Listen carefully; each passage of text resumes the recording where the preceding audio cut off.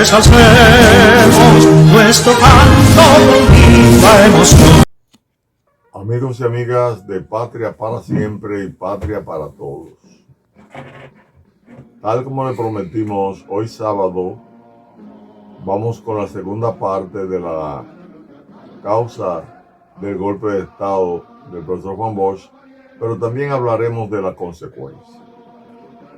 En la pasada entrega le hablamos de que la oligarquía había derrocado a Trujillo, su intención era heredar los bienes de Trujillo en términos económicos y también la condición de mando político, entre otras cosas. Porque siempre los sectores, al igual que la mayoría de la gente, aspira a sustituir al otro donde esté. Ese es un mal que ha habido siempre, el egoísmo, la codicia, eso está en la mayoría de los tuétanos de la gente. Y a los que tienen el poder se llegan a endiosar y desde la posición de poder que tenga la quieren imponer. En el pueblo es lo que menos se piensa. Y ahí la Constitución, en su artículo 2, establece que la soberanía reside exclusivamente en el pueblo, del cual emanan todos los poderes, los cuales ejerce por medio de sus representantes de manera directa o en la forma que establezca la Constitución y las leyes. Ahí se cae este artículo 2 de la Constitución, porque los sectores de poder actúan no en función de una conciencia social para un equilibrio social, económico y político, sino de una supremacía, y cada uno quiere subir al trono. Desgraciadamente es así. La gente no se conforma con cooperar, con ser solidario. En la mayoría de los casos lo que la gente quiere es sustituir al otro para disfrutar de los placeres y de los poderes que hay. Ese es un mal humano que dará mucha brega eliminar.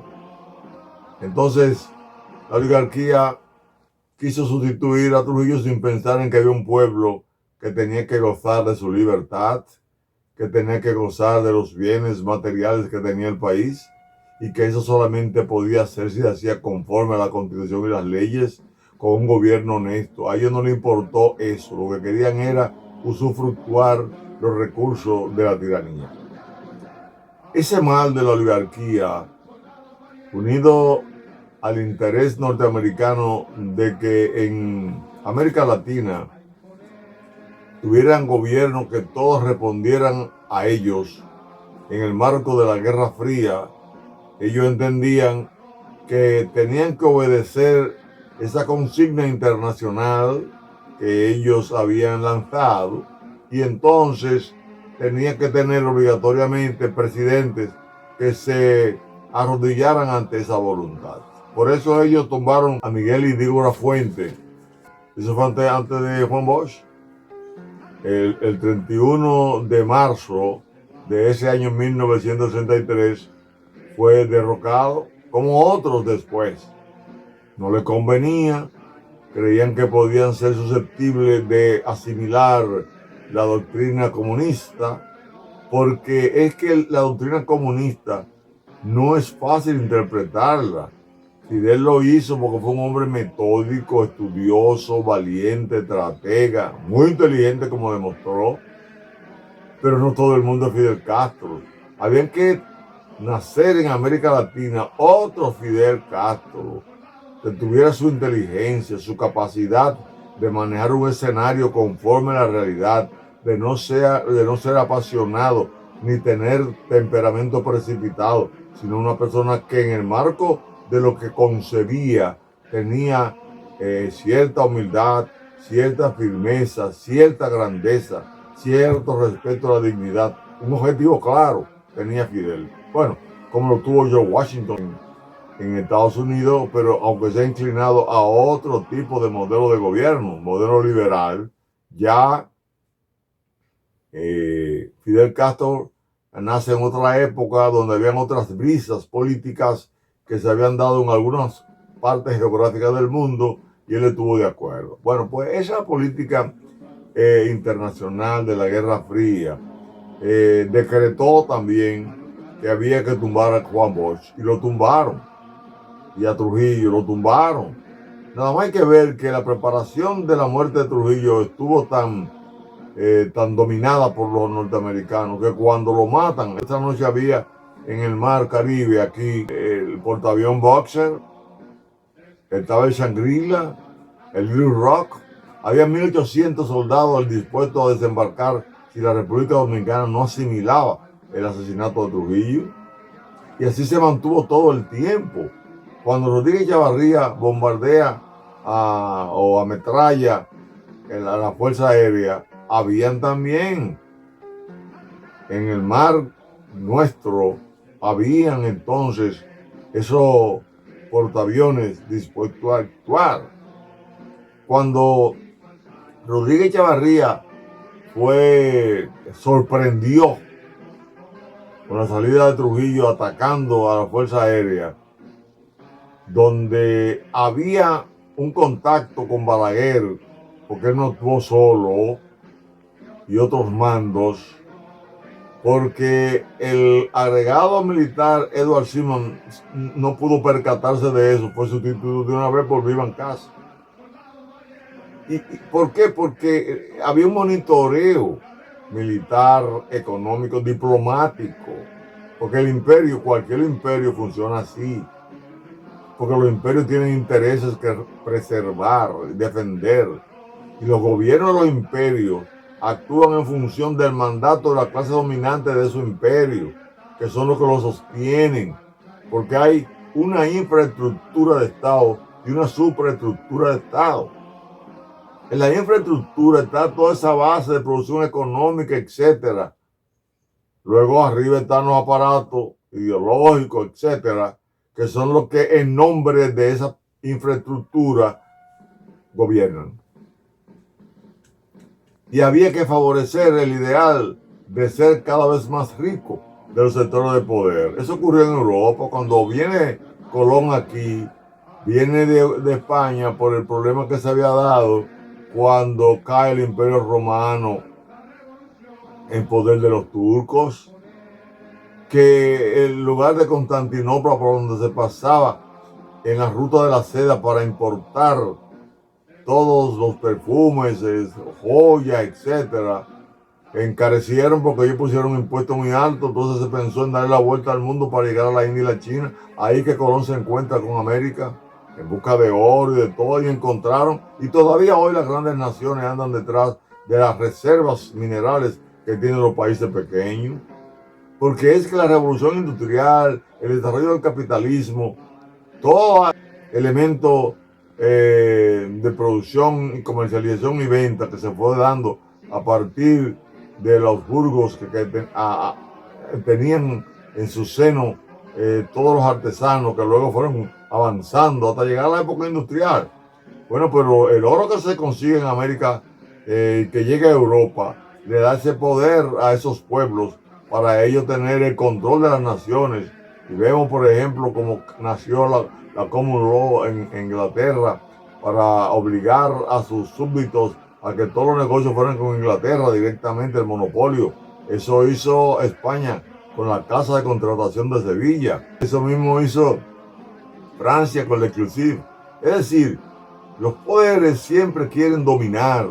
No nos podemos extrañar de que eso sea así. Ahora nosotros tenemos que buscar la manera, que fue lo que hizo Juan Bosch, de gobernarnos de la mejor forma, con honestidad, con responsabilidad, con libertad, con democracia, con control de la ley.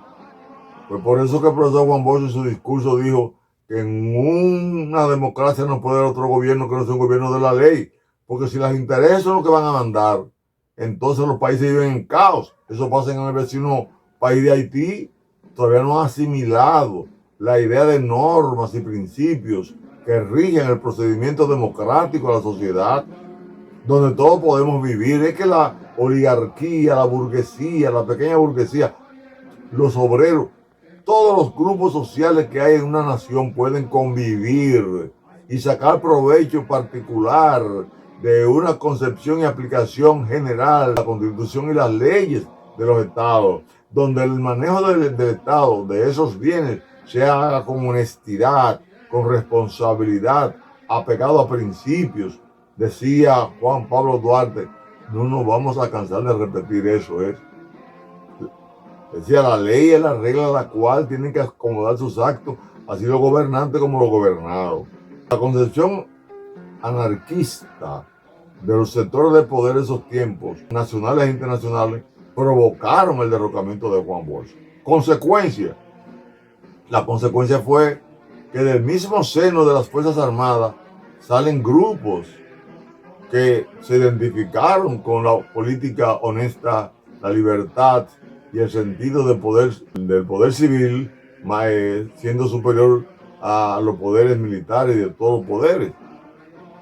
Había que entender que la Fuerza Armada tenía que someterse al poder civil, y así ocurrió con los constitucionalistas. Se levantan para que la democracia funcione y se respete. Se levantan para que el pueblo dominicano, esa expresión popular expresada el 20 de diciembre de 1962 se cumpliera. El pueblo hay que respetarlo. La voluntad popular hay que respetarla. Al pueblo hay que concientizarlo para que entienda el valor de las elecciones, del voto, y para que los candidatos que ganen sepan que se deben a la Constitución y no a los diferentes sectores de intereses económicos que hay, sociales y políticos. No. Entonces la democracia es muy clara y muy conveniente en el momento en que se lleve conforme a la Constitución y las leyes. Entonces las consecuencias fueron fuertes. Un levantamiento militar, intromisión de la embajada norteamericana para que haya no un gobierno que propiciara la vuelta de Juan Bosch en elecciones, sino que se creara una junta militar que propiciara elecciones. Sin estar Juan Bosch aquí, ni Balaguer tampoco. Se iban a quedar los mismos sectores que dieron golpe de Estado. El pueblo se rebeló. Hubo una guerra civil. Repetimos, pierden los sectores de poder militar de ese tiempo. Son vencidos y llaman a su aliado y protector número uno, los norteamericanos, y vinieron y dividieron la ciudad en dos y acorralaron a los constitucionalistas en un pequeño espacio y dejaron todo el país para ellos e hicieron la operación limpieza. Y después que hicieron la operación limpieza, entonces, ¿qué fue lo que plantearon? Plantearon tomar la ciudad nueva el 15 y 16 de junio. ¿Y qué ocurrió? Que no pudieron entrar, iban a tener que hacer un genocidio por la resistencia que se hizo 2 días. Entonces hubo que negociar. Pero cuando negocian, sacan sus muelas y le dicen al pueblo que los acuerdos firmados no se iban a respetar porque atacaron a los constitucionalistas, a su cúpula en el Hotel Matún. Como consecuencia de eso, sacan a los constitucionalistas líderes del país, persiguen a los demás y crean las condiciones para que pueda ganar un hombre que fuera sumiso a esa política y a los intereses de la oligarquía que fue Balaguer. Todavía al día de hoy, en este país, no hay respeto por la Constitución de la República. Todavía en el día de hoy, los partidos políticos están preparados para, en esta democracia simulada, ellos venderse a los sectores de poder. Todavía el mando está en poder de la oligarquía. Hasta que no se eduque al pueblo en Constitución, hasta que el pueblo no tenga principios, normas que le permitan entender que los cargos tienen que ser ocupados, como dice el artículo 142, por mérito y profesionalización, para que le puedan servir a la sociedad conforme a la ley. La democracia aquí no será una democracia constitucional y estamos abogando por eso. Bueno, en esta parte de la causa y consecuencia de hoy lo vamos a dejar hasta aquí. Para nosotros, ya sea mañana o el lunes, o cuando podamos en esta semana, porque tenemos mucha actividad.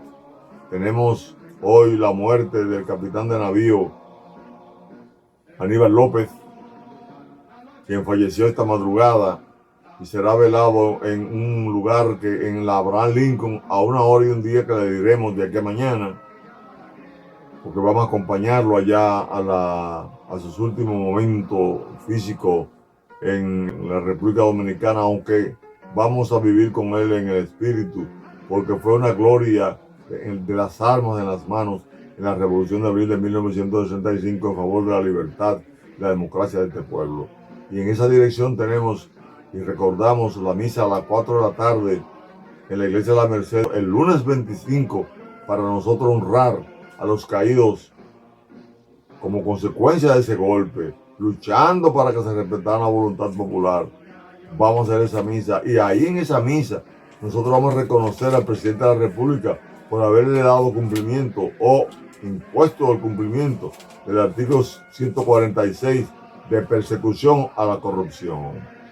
Y le vamos a entregar al Tribunal Constitucional también un certificado por lo que han hecho, que ha sido luchar para que la Constitución se imparta en la escuela como nosotros hemos planteado.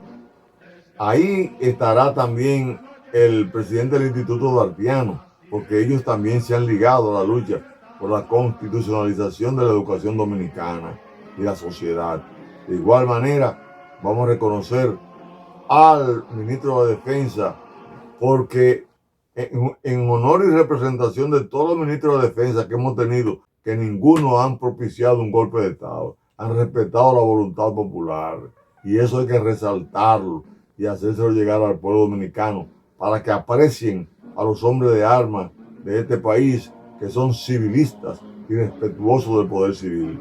De igual manera, le vamos a entregar una certificación a doña Milagro por ser esa mujer ética que todavía representa los intereses éticos y morales que exhibió el profesor Juan Bosch. Fue su secretaria, fue una persona que estuvo al lado de su tío, el profesor Juan Bosch. Nosotros vamos a tener la certificación. Le hemos dicho a ellos que si no van, que manden un representante. Si no van ninguno, ni su representante, ni nadie, nosotros lo llevaremos allá. Pero hemos cumplido con una misión de reconocer los méritos, de establecer un concepto de la meritocracia. En este país, el egoísmo de la gente, la envidia de la gente, le impide reconocer los méritos. Y nosotros, los militares y combatientes de abril de 1965, estamos dispuestos a ayudar a este país a interpretar la mejor forma de convivir para que algún día reine la paz y para que algún día aquí se haga lo que hay que hacer, que es que se cumpla con la ley y punto. Muchas gracias. Lo esperamos el lunes a las 4 de la tarde en la iglesia de la Mercedes. Bendiciones. Honrar, honra. Soldado valiente, que empezó la revolución a imponer los